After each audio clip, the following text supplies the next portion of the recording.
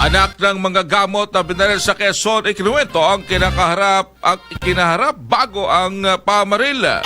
Katropa mo sa balita, Ray Elgaran.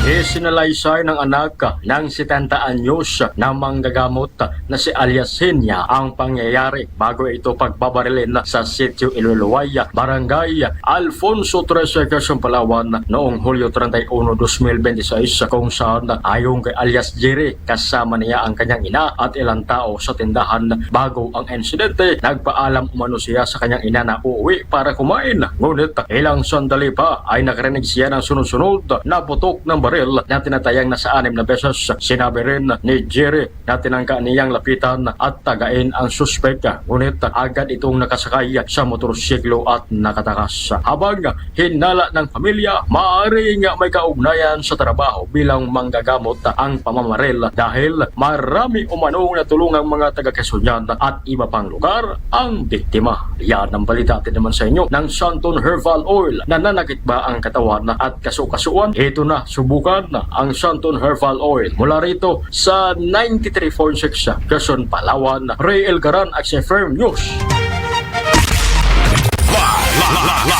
Report.